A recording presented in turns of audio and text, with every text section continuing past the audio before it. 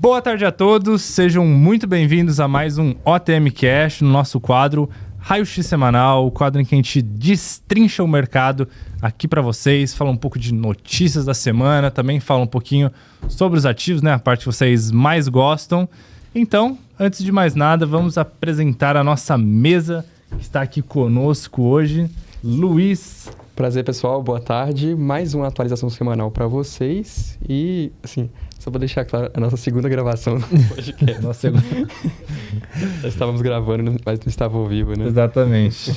Estamos aqui com o Leandro novamente. Novamente.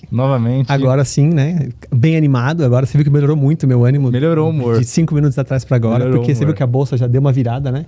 Deu. Então, com o Clinic subindo. Então é isso. Virou bem. Tem um clima de velório. Tem faremos 5 ações subindo, né? Só tinha 3. Opa, 6 agora lá. Então, você viu que melhorou. 5 minutos ainda tem tempo para melhorar bastante. Exatamente. E estamos pela primeira vez aqui com Henrico, assessor aqui da OTM Invest. Se apresente aí pro pessoal. Muito prazer, eu sou o Henrico, eu estou aqui na assessoria Private fazendo todo esse cuidado, essa montagem de carteiras aqui com ações à vista, opções, e trouxe sorte para nossa bolsa hoje, né? Cheguei num dia... Você trouxe... Chegou num dia ótimo, né? Porque assim, ontem a bolsa estava em máxima histórica, todo mundo feliz. Se o podcast fosse ontem, estaria todo mundo aqui numa energia que vocês não têm ideia. Hoje a gente começou já parecendo um velório aqui, mas tudo bem. O que você acha disso, Henrico? Acho que o tourinho tá no lugar errado, devia ter um urso aqui hoje.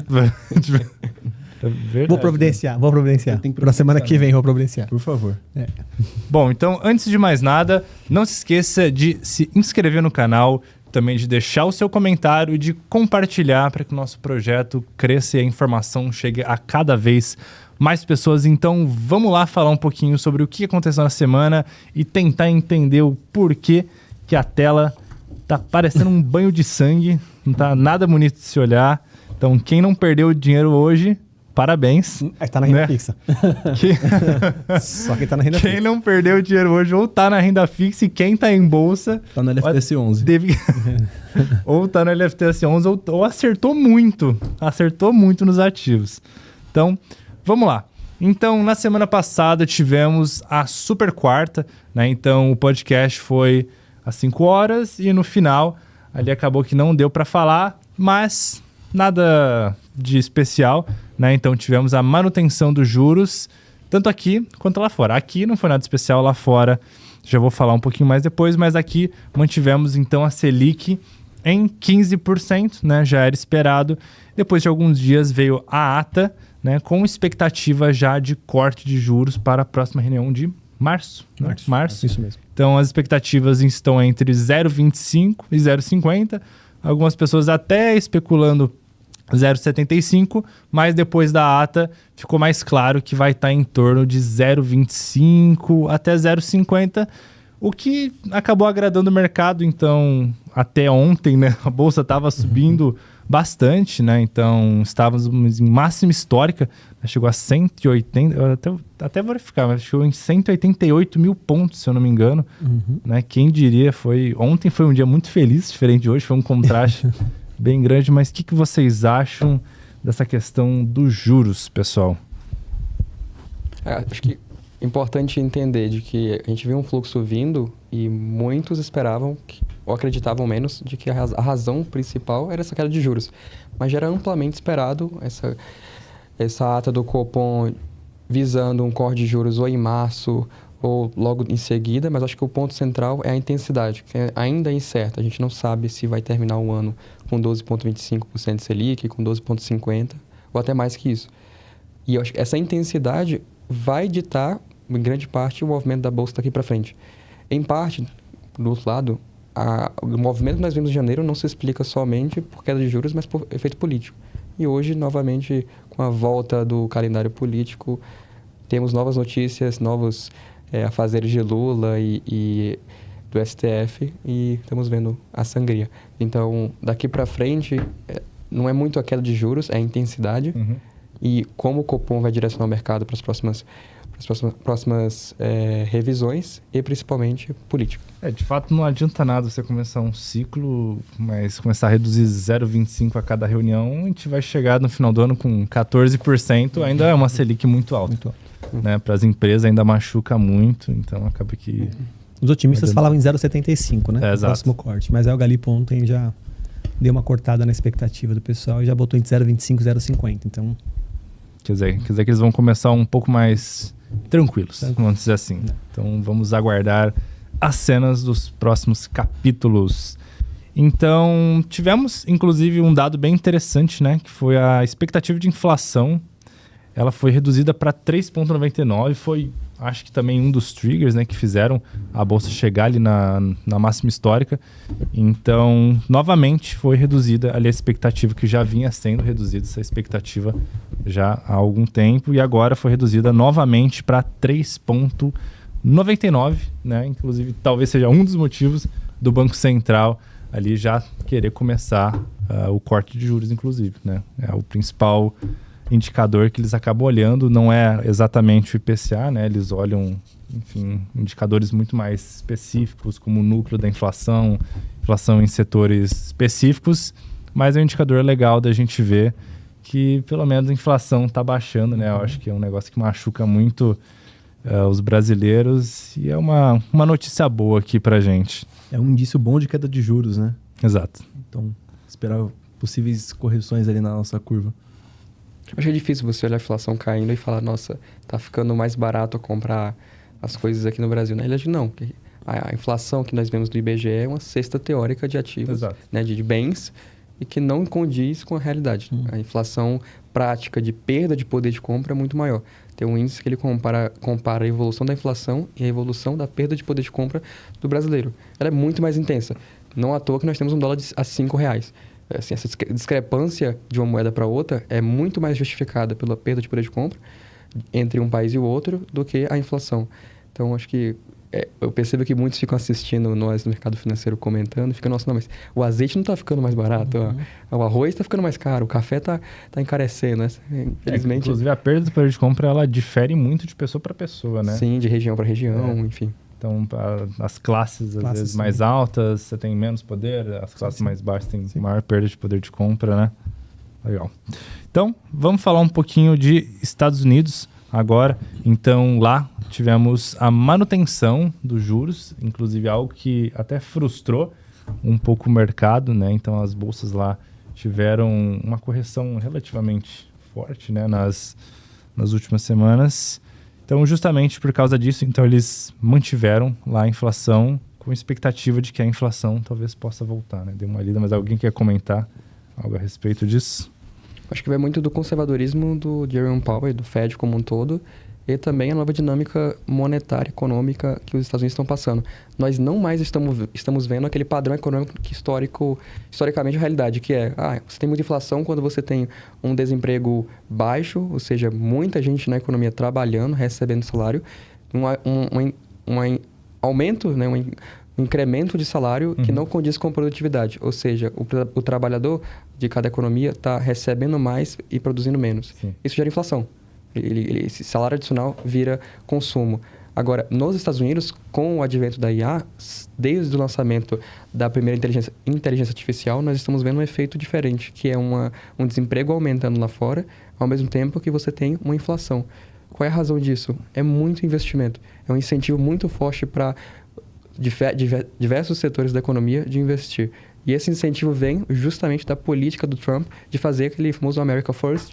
Além disso, tarifas que influenciam o custo da cadeia de suprimento de diversos bens da economia, consequentemente incrementando a inflação. Então, esses fatores que vai muito mais da política fiscal, do poder que o Trump tem na cadeira presidencial, do que necessariamente a política monetária. Então, acho que acaba gerando essa frustração, porque você tem um presidente que nós estamos muito acostumados com isso, que gasta muito, enquanto que o Banco Central lá tem que ser rígido em relação a isso. Então, a situação da economia americana é um pouco diferente da nossa. Nós temos um desemprego muito baixo e um salário alto. Lá, o desemprego é baixo e um salário muito alto. Então, o desemprego é alto e o salário é muito alto. Então, é uma dinâmica diferente. Para eles, é um fator mais inelástico, monetariamente, lidar, enquanto para nós é muito questão do governo limitar gastos e parar de fazer benefícios e políticas públicas, como o Gás do Povo, que agora foi aprovado, que resolve. Perfeito. E engraçado que o brasileiro não tem noção, mas que o Trump também é muito populista, né? Sim. tentando distribuir muito dinheiro também. Então, a pessoa daqui acha que acredita que não, né? Mas ele também parece um pouco o presidente que nós temos aqui. Que é isso? Ele segue um modelo de um capitalismo estatista, né? Ou seja, é você ter um governo federal atuante na economia, mas com viés capitalista. Nós temos um governo federal atuante na economia, mas com viés socialista. Enquanto o Trump está incentivando o capital privado a entrar na economia, incentivando, pelo menos, políticas futuras de uma moeda local mais forte, incentivando uma economia doméstica, nós temos o Lula incentivando mais a entrada de bens externos, ou seja, tornando cada vez mais nosso país um importador nato, desincentivando a indústria local e transferindo renda do capital privado, transferindo a renda daqueles que possuem capital para pessoas que não possuem, pessoas que, em geral, economicamente falando, são improdutivas, não geram PIB. Então, a dinâmica é diferente. Ambos são populistas, mas um é um capitalista nato e o outro um socialista. Bom, ainda falando então de Estados Unidos, né? Então tivemos ali a indicação do novo nome, a cadeira máxima ali do Banco Central.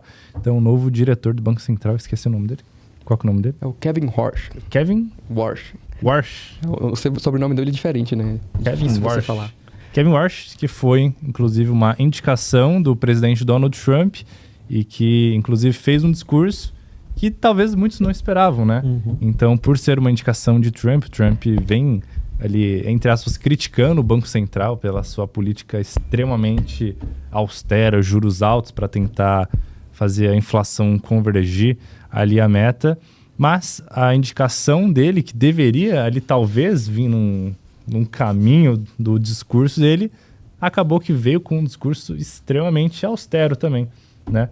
Então veio com um discurso de que vai querer ali que tentar conservar o poder do dólar, a hegemonia do dólar, e que vai de encontro ali com as ideias do Trump. Então foi uma decisão bem inusitada, né? Fazendo um paralelo, acho que fica fácil entender. O que aconteceu, o que está acontecendo lá pode ser que seja exatamente o que nós vimos com Lula e Galípolo. Foi de fato, né? Nós tínhamos um Roberto Campos Neto que, apesar de ter feito alguns erros ali de timing na condução da política monetária, era muito rígido quanto a ela. E haviam muitas discussões e ataques diretos do governo Lula, da Gleisi Hoffmann, que é muito conhecido por isso, em atacar as decisões do Banco Central. Lula coloca Galípolo como presidente do Banco Central e o mesmo padrão, a mesma condução da política monetária permanece. Ou seja, é uma condução técnica. Não houve, pelo menos até agora, nós não vimos nenhum indício de influência política por parte de Lula quanto ao Galípolo. Isso mudou muito a visão do mercado. Nós tínhamos um certo medo de como seria esse Galípolo conduzindo o Banco Central. Apesar de conhecer ele historicamente, pelas outras posições que ele tinha, que era um cara técnico, nós não sabíamos que, por estar sendo indicado por Lula, seria adotar uma postura coerente ou não. Acontece que lá aconteceu a mesma coisa. Jerome Powell, que seria o Roberto Campos Neto, muito rígido na condução da política. O Trump incentivando toda a população a criticar, e criticando diretamente, até criminalizando. Eles trocaram várias farpas também, né? Então, um acusando o outro. O Trump fala até entre aspas, né? Ou ele é um idiota, ou ele é um anti-americano. Ou seja, esse é o nível de críticas que o Trump fazia, e a gente olha muito o Lula fazendo coisas dessa forma. Acho que eu nem lembro do Lula criticar o Roberto Campos Neto dessa forma. Então, acho que o Trump é até mais sincero nas palavras. E aí, o que acontece esperávamos, então, uma indicação que já era amplamente conhecida, seria o Kevin Warsh, e dele, no primeiro discurso, mostrar uma tendência mais para o Trump, de, acho que a política monetária dá para fazer uma queda de juros ali pontual, enfim. Ele mostrar um certo afrouxamento na política, como ele iria conduzir, e no primeiro discurso dele, ele traz à tona o histórico pelo qual ele é conhecido.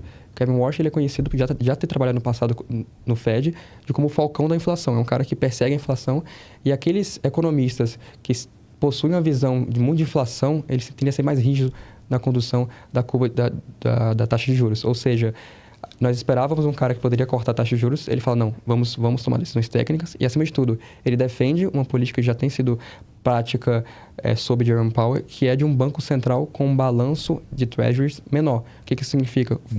Vamos comprar menos títulos, vamos reduzindo esse balanço, vamos vender esses títulos. Se você vende título, naturalmente a curva de juros sobe. E hoje os Estados Unidos têm um problema crônico, que é uma curva de juros longa alta. Você vê quedas, variações do curto prazo, mas a curva de juros longa americana, que está em torno de 5%, não mexe.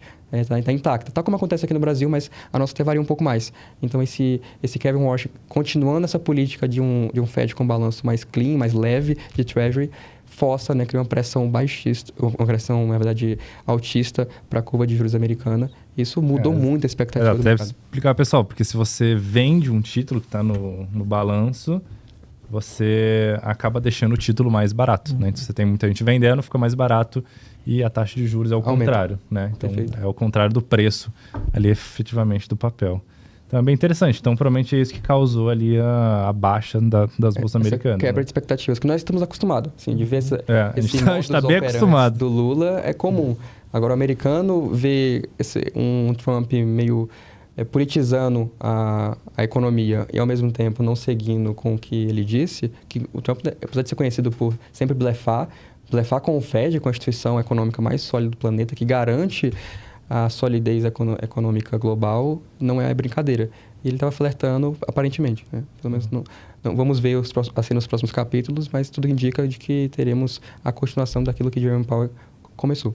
Exato. Então, provavelmente, talvez teremos ali uma pressão na curva de juros americanas, principalmente na mais longa, né? Na curta, obviamente, vai ser influenciada ali pela taxa básica, mas então teremos uma pressão e talvez uma pressão na bolsa, lá é possível dizer isso? Olha, a bolsa americana hoje ela não caminha como a nossa. Acaba que ela é menos afetada em relação aos juros e... Então não é tão correlacionada igual a nossa, que a nossa, os juros caem, a bolsa sobe, praticamente. Porque as empresas americanas não são muito alavancadas. Ah, perfeito. Esse é o primeiro ponto. O segundo ponto é de que são empresas que geram rentabilidades muito altas e tem muito incentivo a investir. Você tem muito capital externo entrando, é uma economia mais dinâmica. Então, você viu ano passado toda a economia americana entregando incremento de lucros. Enquanto a nossa, nós vimos bancos, algumas elétricas, mas ainda é muito misto. Muitas empresas com decaimento de lucro na comparação anual. Lá não. Lá mesmo, curva de juros em histórico, olhando para os últimos 10 anos, continua crescendo justamente por causa desse incentivo. Então vai acabar afetando mais as empresas que dependem muito de juros ou que têm muita dívida. Perfeito. Inclusive, se nós vemos, por exemplo, a curva de juros crescendo aqui e small caps caindo. Lá, o Russell 2000, que é o índice de small caps americano, rende mais do que a Nasdaq, rende mais do que o S&P, que são índices de empresas mais sólidas, apesar da alta concentração para o setor de tecnologia. Ou seja, a dinâmica lá é um pouco diferente da nossa. Por causa da qualidade das empresas... Acaba que não depende muito dos juros. Isso é bem interessante. Bem interessante. Bom, perfeito. Então, tivemos mais uma questão aqui, né? Que, inclusive, é quem vai tentar explicar um pouquinho dessa maravilha que a gente está vendo na tela. Então, a gente até estava se perguntando antes do podcast, mas o que aconteceu, né? Então, porque, assim, parece que saiu uma notícia que o governo, sei lá... Mas, na verdade, foi indicações à diretoria do Banco Central, né? Então, foram 2 novas indicações à diretoria do Banco Central e que o mercado, vamos dizer assim, não gostou muito, né, dos nomes. Não foram nomes que eles julgaram ser muito pró-mercado e nem muito técnicos, não é mesmo? Então, acabou que... possivelmente ocasionou essa imagem maravilhosa que vocês estão vendo hoje na tela, interrompendo o nosso ciclo de alta. Espero que não por muito tempo. Acho que vale contar a história, né? Nós vemos muito fluxo entrando. Se o fluxo ele entra, como eu falei, fator político, entra também fator de economia, né, de juros caindo. Mas esse fluxo, o primeiro sinal de problema, ele sai. Isso é fato. O carry trade global em países emergentes sempre foi assim. O gringo ele gosta de comprar, mas ele compra um aumento. Ele não está disposto a comprar ativo que está em mudança operacional. Não, ele vende e compra banco. Ele compra ativo sólido, ele quer entrar, fazer um lucro e sair o mais alto possível. Esse fluxo de capital que entra aqui, ele não é um fluxo de capital de longo prazo, na grande maioria das vezes. Ele demora. Às vezes ele pega um momento do ano, mas ele é muito volátil nesse curto prazo. Então, a qualquer sinal, ele volta, ele sai. E é o que nós vimos. O que acontece é, nós estávamos em janeiro sem um calendário político, sem notícias relevantes, nada que impactasse, então estávamos totalmente reféns ao que o Trump estava fazendo lá fora e por ter adotado uma postura mais de uma pressão baixista por dólar, ou seja, uma postura mais incerta, muito risco geopolítico, nós nos beneficiamos. Agora muda. Agora nós temos calendário político E nós tínhamos, logo no primeiro, no segundo, terceiro dia útil do mês, já vimos ruído político como já era esperado aqui A internamente. gente pode dizer que a gente voltou um pouco mais ao normal, é isso que você tá me falando. Entendi. E aí o que acontece hoje nós temos 2 cadeiras da diretoria do Banco Central que estão vagas, porque os diretores anteriores estavam com licença até 31 de dezembro, saíram e optaram por sair. E o Banco Central, nós olhamos muito a visão do presidente do Banco Central, que hoje é o Galípolo, no passado era o Roberto Campos Neto, a gente só entende ele. Mas na condução da política monetária, o presidente, o presidente do Banco Central é igual um CEO da empresa. Ele faz muita coisa, sim, ele tem importância para tomar decisão, mas você tem uma ampla gama de trabalhadores que tomam decisões e que informam o presidente como conduzir, que é a realidade do Banco Central. Hoje, no Banco Central, nós somos formados por 8 diretorias e 2 delas estão vagas. Pela primeira vez, desde o início do ano, o Lula indica possíveis nomes. Não está certo ainda, mas um deles é o Guilherme Mello, que não foi muito do agrado do mercado, porque o Guilherme Mello ele é um economista da Unicamp. Os economistas da Unicamp, professores da Universidade de Campinas, são conhecidos por ter uma visão mais estatista, por ter um estado mais forte na economia. E também o Guilherme Mello, em específico, ele tem uma história que, se você pesquisar vídeos no passado, artigos dele, de criticar o mercado. Então, ele é conhecido como um economista da Unicamp anti-Faria Lima. Então, o mercado não gosta nada disso. E ele foi indicado para uma das diretorias mais relevantes do Banco Central, que é a diretoria da política econômica. O diretor da política econômica do Banco Central é fundamental na tomada de decisão. Por quê? Porque ele faz projeções, ele faz modelagem econômica, ele avalia dados. Então, se tem um braço direito do Banco Central, seria talvez aquele que é responsável pela política econômica da instituição, e quem foi indicado não agradou muito o mercado pelo seu viés econômico, pela sua postura. Então, esse fato não foi muito... foi infeliz na visão dos estrangeiros e, é claro, a qualquer motivo ele sai. E saiu. Então a gente pode ter um risco muito grande, ainda mais agora que a gente vai ter candidatos à presidência, notícias políticas em geral no nosso país, e que podem afastar o investidor estrangeiro, né? Podem fazer com que ele saia da bolsa. Da forma que ele entrou, ele pode sair nesse tempo. Então, de fato, é um Brasil 100% normal, né? Que a gente estava falando. Um Brasil com risco político, a troca de governo, taxa de juros... Mas assim, não é um dia que vai definir o futuro.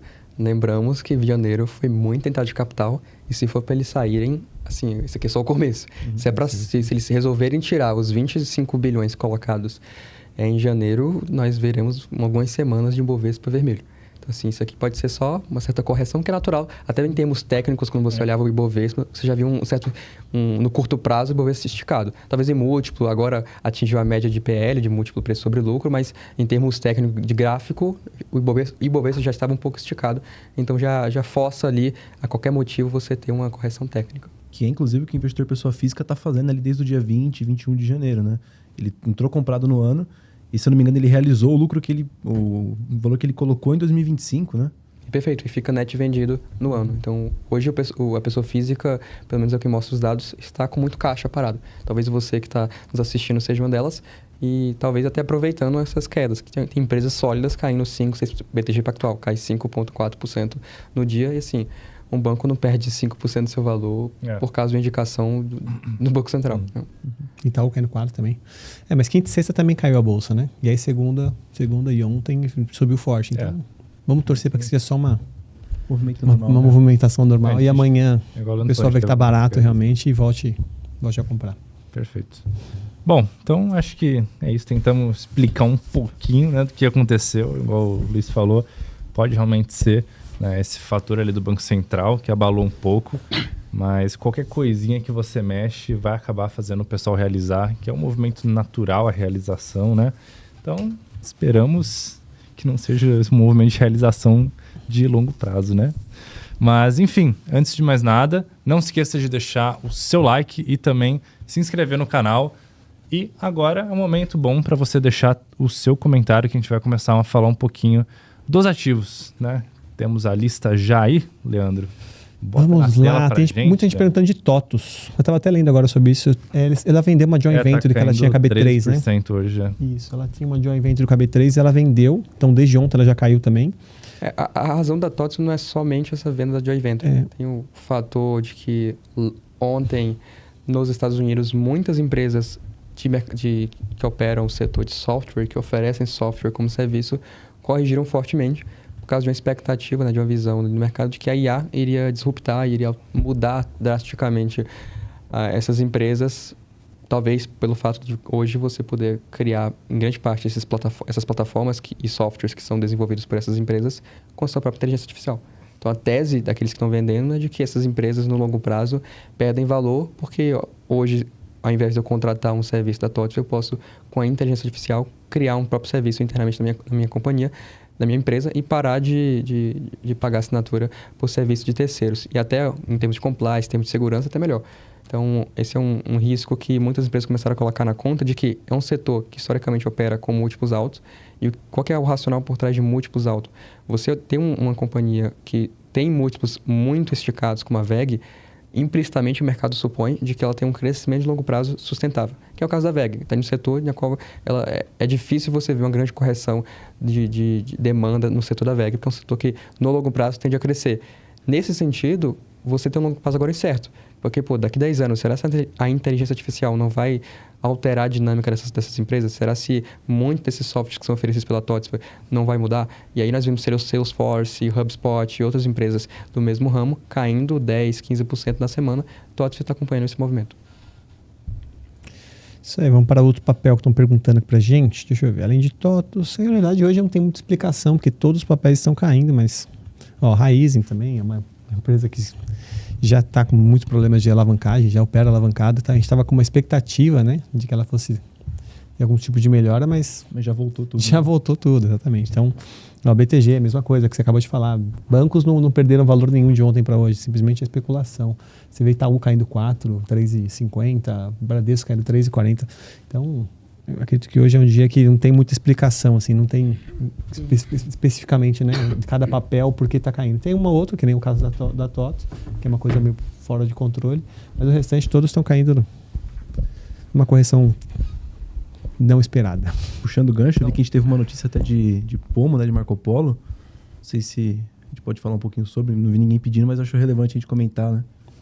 A notícia que saiu de Marco Polo é que a gente já comentou, inclusive, no podcast sobre a tese, e como eu falei, ela se sustenta no curto prazo na demanda doméstica de licitações que, no Brasil, a principal licitação é o Caminho da Escola, que é a licitação que o governo faz para vender, né, encontrar aqueles que vão ofertar tanto... Esqueci se estão olhando? Não, qual o gráfico? Qual o gráfico de Pomo? Desculpa.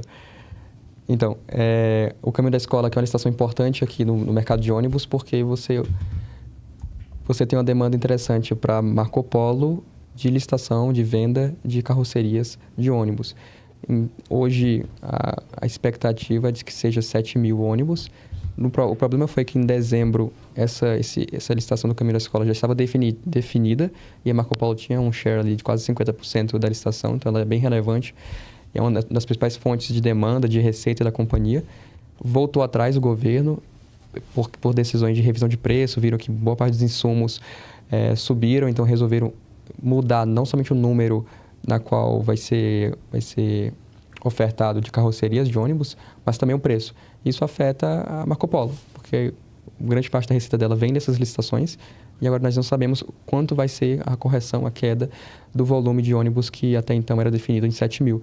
E a Marco Polo está em uma fase na qual você tem um mercado doméstico arrefecendo, boa parte da idade média do ônibus brasileiro tem crescido, já foi renovado, e quando você tem uma demanda doméstica menor, você fica exposto àquilo que a companhia vende internacionalmente. A tese daqueles que compram é de que a Marco Polo vai conseguir vender no internacional de uma forma mais acelerada do que a queda na demanda doméstica. A tese daqueles que vendem é de que isso não vai acontecer. Então, hoje é uma situação difícil porque o mercado doméstico ainda é relevante para a companhia, e você não tem nenhum sinal de melhora, ou de uma grande licitação, ou de uma grande demanda vindo, a não ser que ela encontre tratados, né, negociações bilaterais com outras empresas. A gente teve um podcast, né, que a tese foi Marco Polo, para quem não assistiu, inclusive até convido a assistirem, né, que está aí no nosso canal. Você chegou a comentar, né, que a Marco Polo, inclusive, uma das teses é a internacionalização dela, né, para tentar fugir um pouco dessa dependência do mercado nacional. Eu vi um relatório interessante que compara a Marco Polo com a Embraer. Ou seja, a tese hoje é de a Marco Polo virar a Embraer. A Embraer nasce de uma demanda brasileira de aeronaves e, com o tempo, virou um gigante global. A tese é que a Marco Polo vai ser o mesmo cenário, que já tem acontecido de certa forma. Hoje quase 50% é exportação. O ponto é que uma parte vem da América Latina, que já são economias mais voláteis, e outra parte vem da Europa, que está sendo inundada hoje por ônibus chineses. Então, é um mercado de carroceria de ônibus que você não tem um grande diferencial competitivo. O que uma Marco Polo faz não é tão difícil uma empresa chinesa fazer. Agora, em termos de custo, a dinâmica é bem diferente. A Marco Polo tem uma vantagem competitiva de custo, mas nada que a escala não resolva em qualquer outra região do globo. Então, a tese hoje da Marco Polo é ela virar o Embraer do ônibus. É ônibus espacial e ônibus terrestre, né? A Marco Polo vai fazer. Não, quem dera. Aí eu compro o negócio. A Embraer faz ônibus espacial. Vender para Starlink. Bom, resumindo, espero que a China não faça uma empresa de avião forte, né? Não vai demorar para a BYD lançar um, né? Aí amanhã eles soltam uma negociação com Elon Musk. SpaceX, Starlink compram. Vamos lá, vamos seguir os comentários. Perguntaram quais os benefícios de LFTS 11 e quais os riscos. Bom, LFTS 11 é um ETF que compra títulos públicos de LFT, né, de Tesouro Selic. Então, o risco não tem, seria só o risco político, o risco Brasil, na verdade.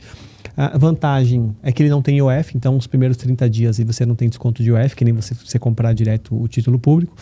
Não é obrigado...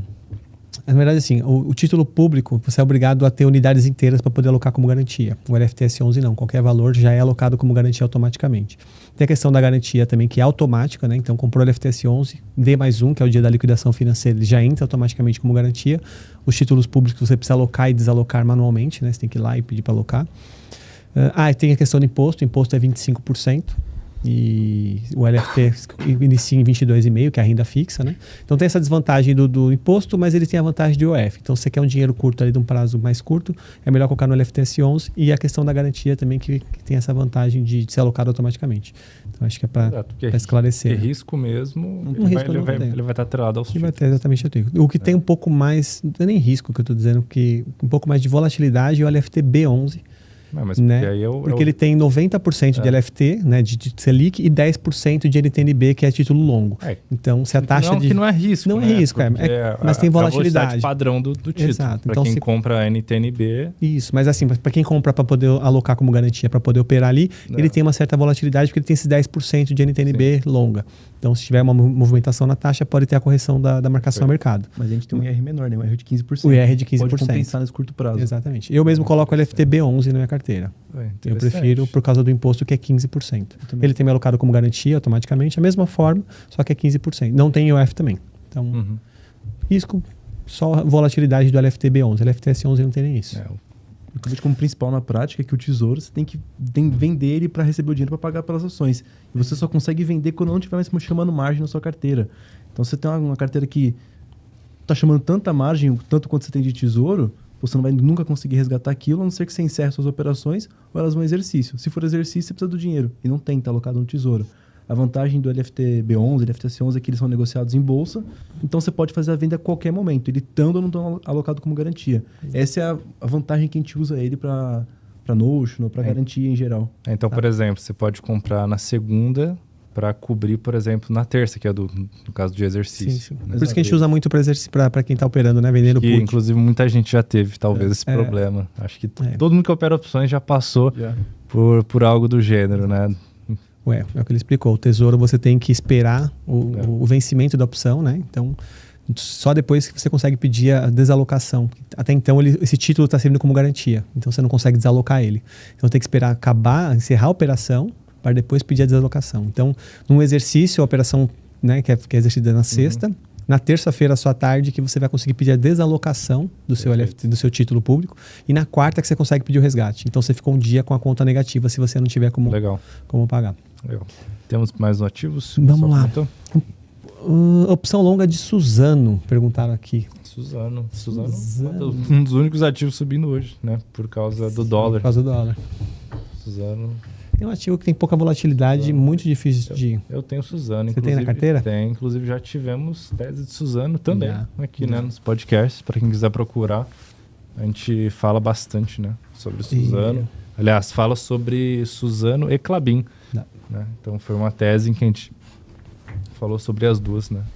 A tese da Suzano, ela é interessante. E visando o que ele citou, né? Opção longa, pode ser que faça sentido, mas acho que tem que ser bem mais longa. E ele tem que entender que é um risco e simplesmente a celulose não andar até lá. Você investir em Suzano hoje, você não está investindo em um ano, está investindo mais do que isso. O ciclo pode virar a qualquer momento, mas tudo que indica a demanda interna, doméstica da China, mercado imobiliário ou não, está fraca. E você tem um redirecionamento importante das grande parte das árvores que foram retiradas lá no Texas florescido da China, que eles chamam, né? Que é uma região que você só vê árvore. E eles removeram aquelas árvores e como você não tem demanda imobiliária que é utilizada para fazer casas com madeira, está sendo redirecionada para celulose. Então, a Suzano acaba sendo afetada e enquanto a China não melhorar, não existe muito uma demanda aparecendo de outra região. Nesse sentido, você tem que fazer uma opção bem mais longa, talvez mais de um ano. Acho que seria o racional. Perfeito. Então tá. Assim, ela tem volatilidade baixa. Normalmente você consegue pegar a opção ali com preço bom. Mas é isso, tem que esperar andar. Ela fica muito tempo de lado, né? Mas como a volatilidade está baixa, quando você compra, qualquer movimentação de 3%, 4% você consegue sair de uma operação, né, comprada. O problema de fazer longa é que você não vai ter liquidez de sair depois. E nesse caso, se o ciclo virar, ela vai ser muito mais beneficiada do que a Klabin. Então a Klabin, ela talvez continue de lado, enquanto a Suzano vai acabar se beneficiando mais. Né? A Suzano subir mais que a Klabin também. Exato. E também é uma proteção ao dólar. Só tem essa questão de, tipo, você vai comprar uma longa, você vai ter que brigar para ter uma liquidez na entrada. E depois pode ser que aquela papel ande e você não consiga sair porque não tem tanta liquidez por ser longa. Mas é uma opção legal. Talvez seja mais um papel, às vezes, para se operar uma venda de put, né? Para ter em carteira, por causa um papel que acaba que não vai ter grandes quedas. Imagino que a celulose não vai despencar de preço tão fácil assim. Não. Então, para fazer renda com uma venda de put, ali o dinheiro alocado em garantia, seria interessante. Né? Talvez seria um bom papel. Eu, inclusive, já operei muita venda de put de Suzano, né? E lembro que era super tranquilo, porque ela não mexia muito. Mexe muito, né? Ela não mexia muito, é um ativo seguro, não tinha problema em colocar na carteira. Tem hoje. Mas aí, fazendo um adendo, a tese de Suzano para 2026 vai um pouco além da celulose. Tem um fator incremento de capacidade, tem um projeto Cerrado que saiu, na verdade, de operação. Então, está engrenando. A ideia é que o ramp-up, que é a adição de capacidade, ocorra neste ano e você tenha um aumento de geração de lucro operacional da companhia. Eles não vão ganhar em margem, mas eles vão ganhar em volume. Se você ganha em volume, você ganha em escala. Então, margem ele ganha. Talvez ele não ganhe em preço. A receita é preço e volume. Perfeito. Então, talvez o preço pode andar de lado, mas você ganha em volume, que eu acho que é a tese para esse ano. E como, naturalmente, o celulose está andando de lado, o investidor acaba não olhando. Então, boa parte dessa adição de capacidade de volume não está precificado no papel. Perfeito. Ou seja, é uma tese interessante, talvez para call longa, né? Mas realmente, igual você falou, tem que pegar uma boa oportunidade. E call longa eu ficaria atento também para pegar uma não tão longe do dinheiro para a gente poder ganhar valor intrínseco nela. E até mesmo se ela entrar no dinheiro, você pegar uma americana, que você pode exercer, porque a liquidez de opções longas de Suzano já é uma coisa ruim, né? Não é muito legal. Não é muito legal. Então, se entrar no dinheiro, você pode pedir para a mesa exercer, aí você vende o papel à vista no mercado. É uma alternativa de saída também. Perfeito. Pegar americana. Opções americanas. Isso aí. Vamos lá. Próximo ativo, pessoal? Próximo ativo. O que esperar de resultado de Tube 4? Acho que até comentando no resultado do Santander hoje. O que desagradou um pouco o mercado é de que, assim, desagradou, entre aspas, o fator de que a economia está arrefecendo. E a melhor forma de você ver esse arrefecimento da economia na vírgula, na veia, é o resultado de bancos. Porque você vê inadimplência subindo, ou seja, o brasileiro, tanto na pessoa física quanto na jurídica, não sendo capaz de honrar suas dívidas e também um volume de crédito menor. Foi o que nós vimos com o Santander, uma maior dificuldade dele redirecionar volumes de crédito na carteira, né, diversificar, e também uma inadimplência subindo maior. Aqueles que olharam com mais detalhe o resultado, viram de que existe um efeito sazonal. Acontece que a inadimplência que a gente vê no banco, ela é uma inadimplência é uma inadimplência em grande parte contábil. O que acontece é que a inadimplência do banco ela é líquida. Líquida de quê? De provisões adicionadas no período e de provisões retiradas do período. Quando você provisiona algo e no final a perda não ocorre, ou seja, você consegue aquele dinheiro de volta, de fato, negociou com o cliente e recuperou, essa recuperação sai da provisão, deixa de ser inadimplência. Neste período, nós tivemos menos recuperações de perdas de crédito. Quando você tem menos recuperações, o valor inadimplência contábil aumenta. Então, a gente teve, em partes, um incremento de inadimplência do Santander. Quando você olha a apresentação de resultado, vai aparecer lá. O ponto é que quando você pega a adição de inadimplência, ou seja, a adição de provisões do período, foi em linha com a história. Você pega todo 2025, divide por 4, foi a média de cada trimestre, não teve muita variação. Ou seja, você não teve muita inadimplência nesse período do quarto tri para o Santander, no entanto, teve menos recuperações por efeito sazonal e a inadimplência sobe. Acho que o que desagradou em parte o mercado é que a inadimplência de curto prazo, que é aquela que você pega até 90 dias, que é quando a pessoa não paga a inadimplência pelo curto período, depois ela vai lá e paga, talvez por questão de fluxo de caixa, acontece muito na PJ aqui no Brasil, essa inadimplência subiu muito. Subiu talvez mais do que o mercado estava prevendo, e aí pode ser um sinal de que daqui para frente a inadimplência pode subir. Quando a inadimplência de curto prazo sobe, se ela não for estacional, se ela não for pontual, ela vira inadimplência de longo prazo. E aí vira realidade no trimestre seguinte. Então, acho que, em certa parte, desagradou o mercado esse número. E, assim, para banco é sempre assim, né? Quando um banco tem um resultado ruim, os outros tendem a seguir esse mesmo caminho. Aqueles que estão expostos à mesma tipo de carteira de crédito, que é o caso do Santander, Bradesco. Banco do Brasil tem um caso diferente, e o BTG Pactual também um pouco diferente. Mas essa foi a situação. E aí, para o Itaú, que também é exposto, talvez o Itaú tenha um controle de carteira melhor. A exposição, o rating da carteira do Itaú é de mais qualidade, não é à toa que o ROI dele é mais estável.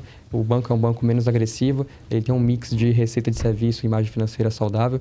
A margem financeira, inclusive, do Banco Santander veio um pouco abaixo, ou seja, não conseguiram captar um custo interessante. Então, ou seja, a receita de juros menos custo de juros não foi um mix interessante para esse quarto trimestre, e isso pode ser que impacte Bradesco e Itaú. Mas no caso de Itaú, nós não esperamos, na verdade, para nenhum banco, nenhuma variação relevante, nenhum cisne negro, como de vez em quando aparece para alguns bancos, como aconteceu no Banco do Brasil no ano passado. Acho que para esse período de resultado, todos os bancos devem entregar resultados por linha. Talvez o Banco do Brasil tenha uma dinâmica diferente.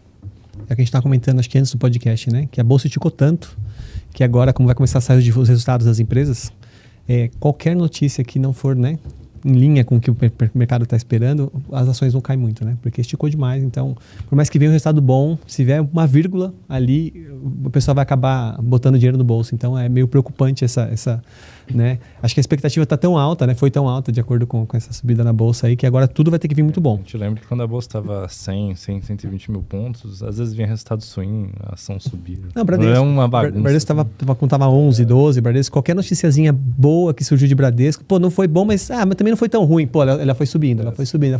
Agora não, agora está ao contrário. Agora está muito bem, né? Está tudo muito precificado, e agora qualquer coisinha que não, uma vírgula, ela vai corrigir. Vai começar a ficar mais sensível ao resultado. Exatamente. Isso é a dinâmica que o investidor pessoa física tem que entender. Existe algo no mercado que se chama otimismo implícito. Se você pega o gráfico do Banco do Brasil, se colocar aí, depois daquela aberração de resultado que se mudou tragicamente a visão do mercado, as expectativas e projeções para o banco, nós vimos o Banco do Brasil que ficou até recentemente de lado, né? Agora ele recuperou a parte da queda, mas o que aconteceu desde a grande queda até o final de 2025, se conseguir aumentar mais o gráfico, você teve pequenos momentos de felicidade para o banco.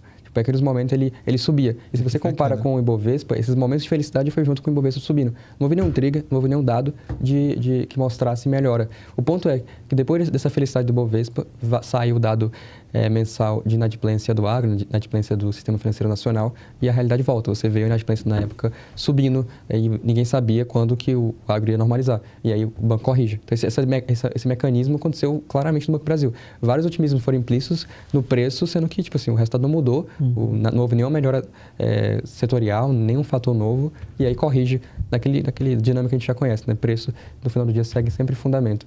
Então, a gente viu em janeiro alguns ativos subindo mais do que deveria ser a realidade. Subindo sem nenhum trigger operacional, sem nenhum otimismo no próximo resultado. E aí, naturalmente, se esse otimismo implícito não se justificar por meio dos resultados que vêm em seguida, o papel corrige. Que foi o caso do Banco do Brasil. Eu acho que, de certa forma, essa alta que está acontecendo aqui no Banco do Brasil pode ser que seja o caso.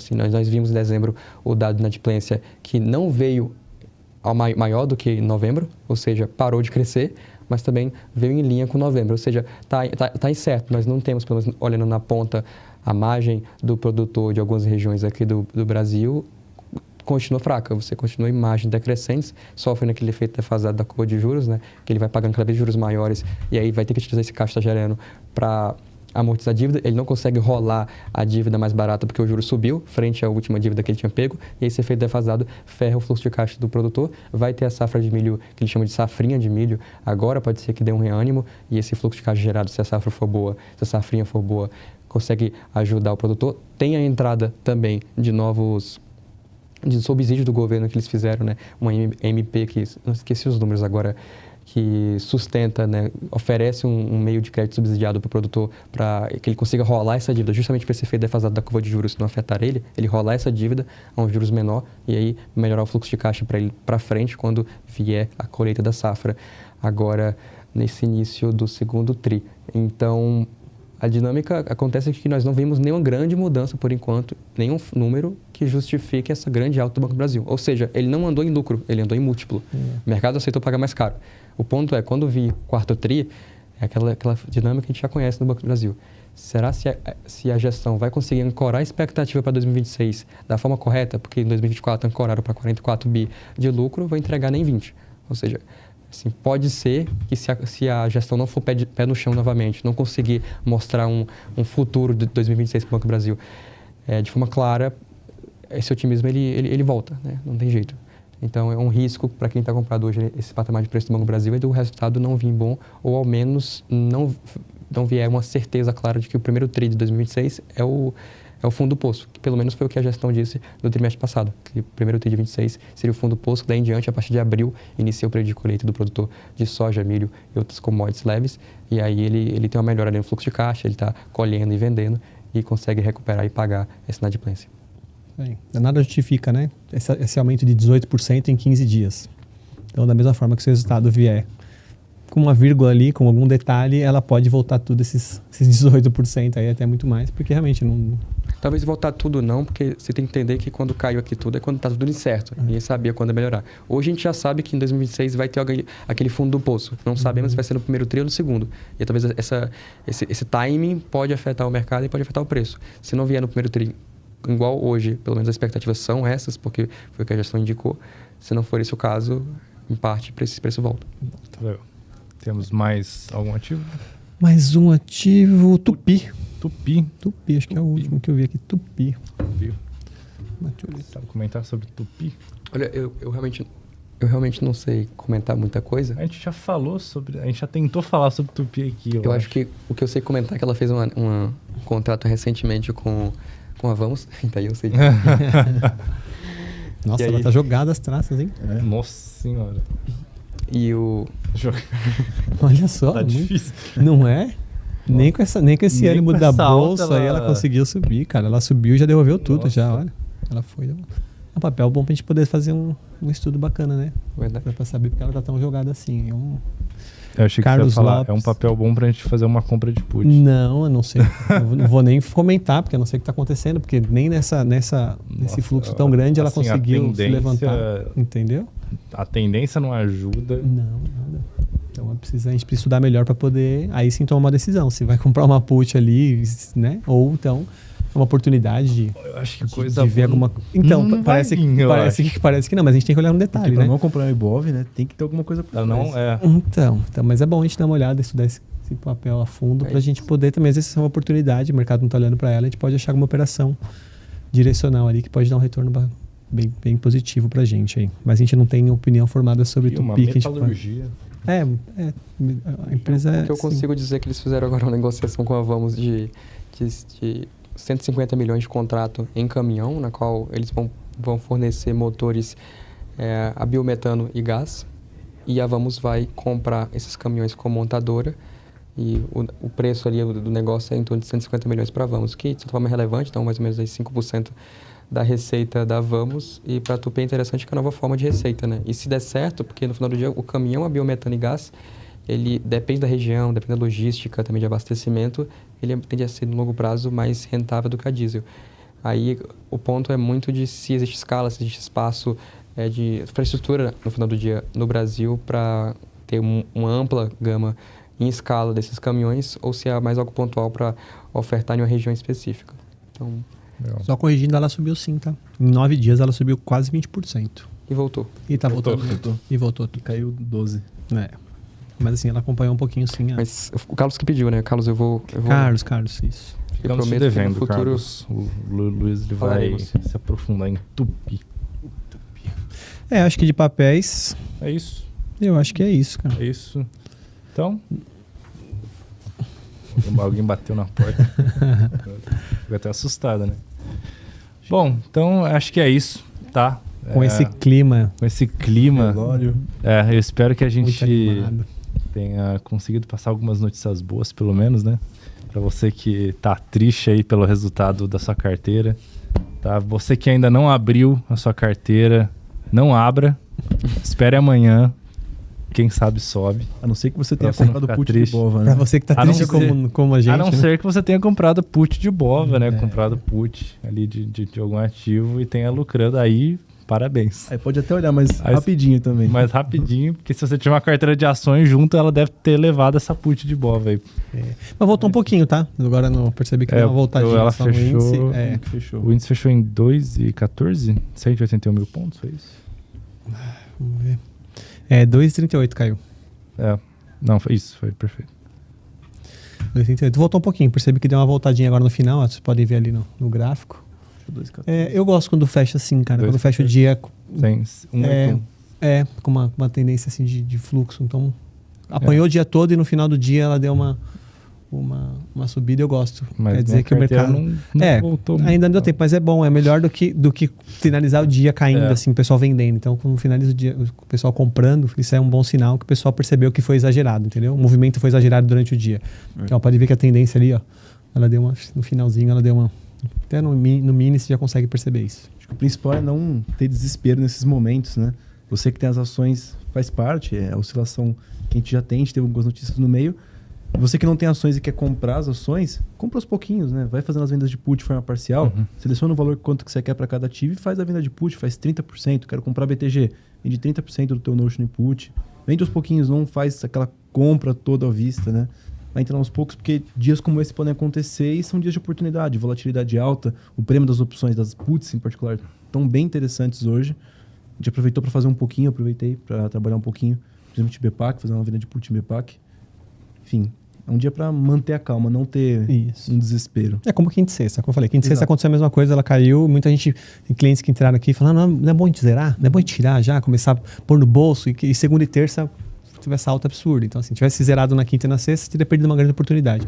Então, é mais um dia que tem volatilidade. Alta, o pessoal pergunta, e agora o que a gente faz nessa alta? Como que a gente se posiciona? A Exato. gente está posicionado na carteira, né? A gente tem uma carteira de ações que está rendendo. Esse dia de queda, o que a gente faz? Queda do mercado, vai cair com a eleição. Calma, a gente mantém o pé no chão. A gente não tem nada tão certo ainda. A gente comentou no começo do podcast, você que não estava, mas é muito incerto ainda dizer o futuro. A gente tem muita coisa para rolar agora em 2026. Então, paciência. Outra coisa que eu ia falar, da nossa operação de Eneva. Provavelmente amanhã, eu estava negociando hoje à tarde com o Market Maker sobre uma operação que a gente vai fazer ali na comunidade sobre Eneva, né? Então, o Luiz veio com uma tese bacana. A gente já tem ela na nossa carteira aqui da OTM. E amanhã, provavelmente, eu vou mandar uma operação desse papel aí. E aí eu mando os detalhes para vocês. Mas é um papel muito interessante para a gente poder operar. É um ótimo nome para elétricas, tá? Um nome que tem tantos fatores operacionais que, independente do que aconteça no Brasil, ela tem muito valor a ser adicionado nesse ano. Então, acho que é uma tese assim, interessante. Quando você está num ano na qual tem muitos fatores que podem acontecer, você não sabe como que vai ser daqui para frente, tem muita certeza, mas teve fluxo vindo, você não sabe se fica comprado ou não, opta por teses que tem fatores operacionais sólidos, porque no momento de certeza, o mercado vai seguir sempre o fundamento. Então, no primeiro sinal de fundamento bom, ele vai lá e compra. E, acho que vai em linha do que você estava comentando, a gente vê no final do período do dia, o Ibovespa corrigindo um pouco. Por que ocorre sempre esse padrão? Porque o investidor estrangeiro, ele entra no Brasil inundando o mercado, até porque ele está comprando EWZ, então o EWZ já abre um pouco antes do Ibovespa, então ele já está precificando as coisas. Depois que vem esse fluxo estrangeiro no início do dia, no decorrer do dia ali, mais para o final, vem o fluxo doméstico, que é quando tanto a pessoa física, mas principalmente o fundo institucional aqui local, ele começa a comprar porque ele já tem preços mais certos, ele já olhou como que o mercado está precificando, como que foi o dia e começa a comprar. Às vezes aconteceu uma notícia, o fundo prefere esperar o que aconteceu, ele vai lá e decide se compra mais, se não compra, se deixa para outro dia. Então, essa correção, às vezes, é o fundo local, doméstico, comprando os ativos que caíram muito e que não tem fundamento por trás da queda. Então, é interessante, ou seja, tem fundo institucional doméstico vendo ativos baratos ainda nessa queda. Então, acho que optem sempre pelo fundamento. Optem por aqueles fatores ativos que têm fatores operacionais positivos no ano. E tem aqueles, elétricas inclusive, que são sólidas, que não tem. Tem algumas elétricas que estão meio de lado. Tipo, pô, você se expôs esse ativo, pode ser que ele tenha alta quando o Ibovespa subir, mas a alta é limitada. E quando o resultado vir, ela corrige um pouco. Então, opta sempre por aqueles que têm triggers, catalisadores sólidos para o ano, que te protege frente a ruído nesse curto prazo. Isso aí. É isso. Então, a gente não pôde nem usar o nosso tourinho hoje, né? Não pôde usar o nosso tourinho. A gente tem que fazer um urso quando... Pô, mas aí vai trazer azar, cara. Não. Quando a bolsa cair, a gente traz um urso. Quando a bolsa subir, a gente traz um tourinho. Tá bom. Deixa o tourinho aqui que vai dar sorte. Mais fácil. Vou imprimir um tourinho pra vocês. Um ursinho pra vocês. Mas vai ser bem pequenininho, assim, fica bem no cantinho da tela aqui. Quedas pequenas. Então, dias de queda de bolsa forte, o Henrico está presente aqui para você. Sim, para poder explicar pra gente o que está acontecendo. É verdade. Ele sempre vai estar aqui para poder explicar o que aconteceu. Eu só venho em dia de queda, só. Ele é pra dar sorte hoje pro mercado. Ele é conhecido aqui no OTM como pé frio, tá? Só ando de meia, só. Pé frio. Bora Mas lá? amanhã vai subir, vocês vão ver. Então é isso, pessoal. Agradeço a toda a nossa audiência. Alguém quer mandar um recado, um abraço? Vamos terminar com a mesma animação que você começou? Vamos, bora. Então, pessoal, um abraço a todos. Espero que essa próxima semana seja muito melhor que hoje, né, com relação a resultado de bolsa. Então, até mais. Até semana que vem. Tchau. Pessoal. Tchau.